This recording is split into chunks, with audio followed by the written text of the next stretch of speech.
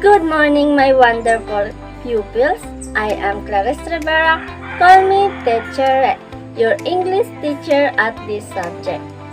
Today, I know that you are all excited to hear another story. But before that, let's have first the unlocking of vocabulary difficulties. I will present to you some unfamiliar words underlined in the sentence.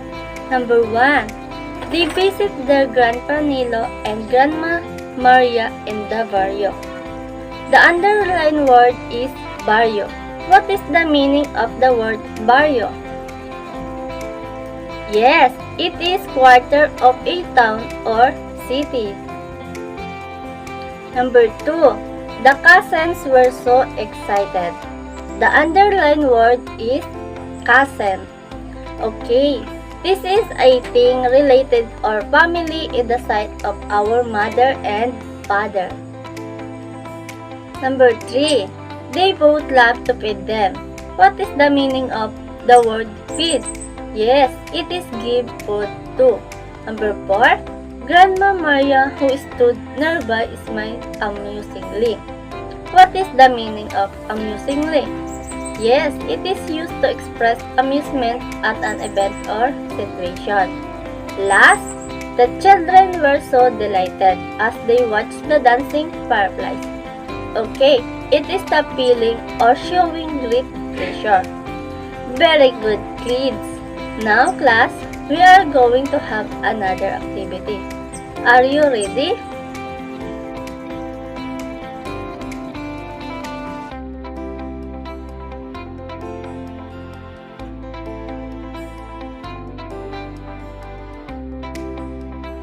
Okay, I know that you are excited to hear this story.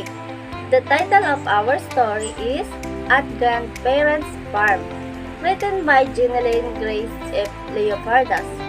In this story, these are words that may help you to predict what the story is all about. From the word, what do you think the story is all about? As you listen the story, you will find out what is At Grandparents' Farm. Before we proceed to our story, what are the things that you should remember while the teacher is conducting a short spelling? At Grandparents' Farm by Jeanine Grace F. Leopardas. It was the first day of summer.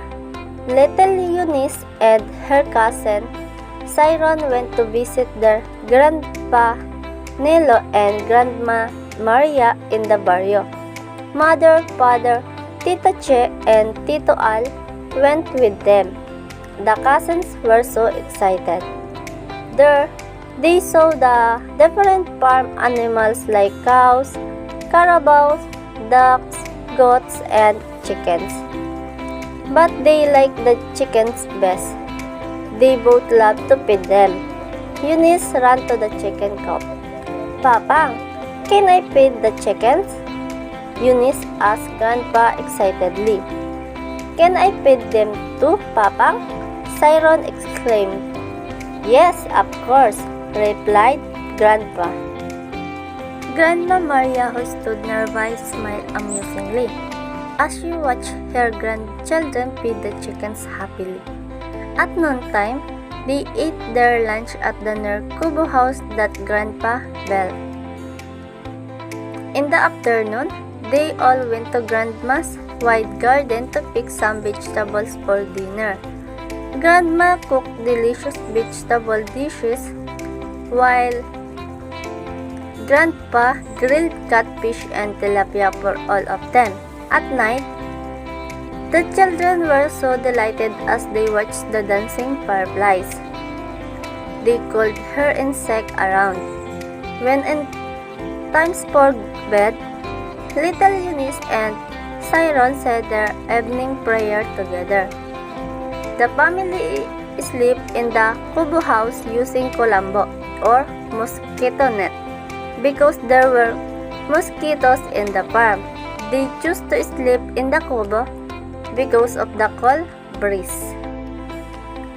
The following day, The family went to the nearby river, where Grandma Maria and Eunice's mother washed dirty clothes in the olden days. The whole family was glad that they visited Grandpa Nilo and Grandma Maria. It was indeed a memorable visit. Now class, we will having a group activity. You will be divided into 3 groups. Each group should choose a leader who will lead the group upon the assigned task for you. Is that clear, kids?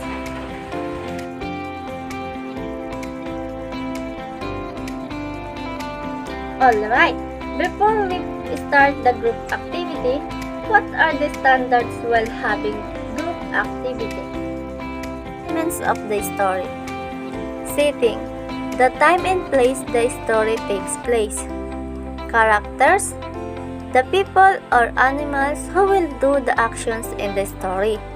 These include the protagonist and antagonist. Plot. The different events in a story, beginning, middle, and ending. Theme. The central idea or belief in a short story. What is a story? Writing a short stories stir up your imagination and your ideas. It will help sharpen your creativity and critical thinking skills. A short story keeps characters and scenes, typically by focusing on just one conflict and drives towards a sudden, unexpected revelation. For students like you must know the significant steps in writing stories from beginning to end. It is a great way to make the writing process a whole lot easier. Let us study these steps. Think of an idea. Choose the topic that you are interested in. You can also write stories based on real-life experiences, such as your first day of school, an adventure in the park, a pet, or your best friend. Step 2. Create a character and a setting. Make a character and a setting. Will you be the main character, an adult, or mom, dad, or even an animal, your pet? Will the story be set in the local park, sample, a park, a different country, or even outer space? Let your imagination run wild. Step 3. The beginning. Short stories have a beginning, middle, and end. Expand on your original story idea and set the opening scene.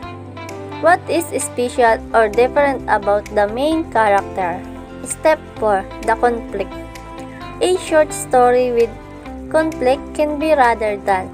Revisit some of your best-loved books. Understand how things went between the protagonist, the main character, and the antagonist, the opponent of the main character in the story.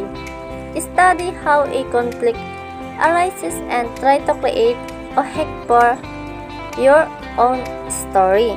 You can even introduce a new character to shake things up. Step 5. The turning point. The turning point is usually in the middle of the story and helps to make a story more interesting.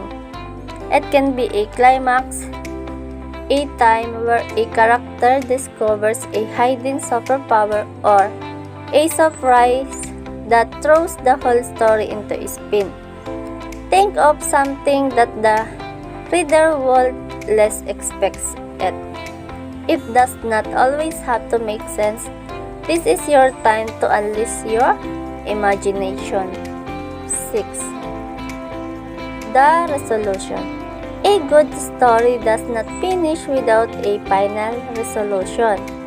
Think how the conflict in your story pans out. Link the conflict with the turning point to create a meaningful resolution. Step 7. The end. A satisfying ending is a perfect way to finish a story. What happened to the characters once their conflict becomes resolved? Were they able to finally achieve something, or Did they learn an important lesson as a result?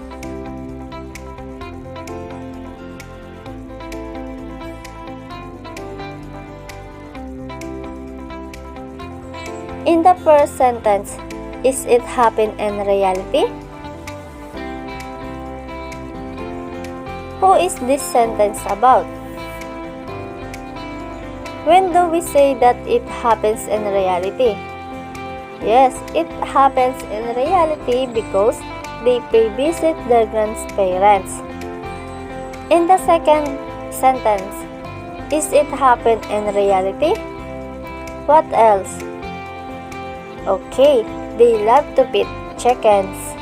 In the third sentence, is it happen in reality?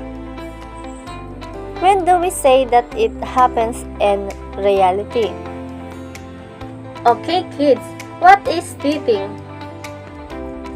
Yes, sitting is the time and place the story takes place. Okay, next, what is character? Okay, it is the people or animals who will do the actions in the story. This include the protagonist and antagonist. Okay, next is what is plot? Yes, plot is the different events in a story, beginning, middle, and ending.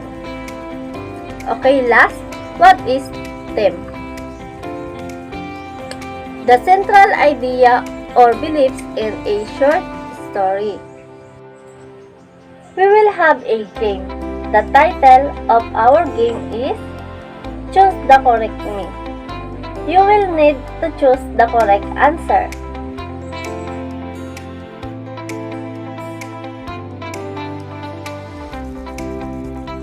Write the details that are needed under each event in the story when writing a short story.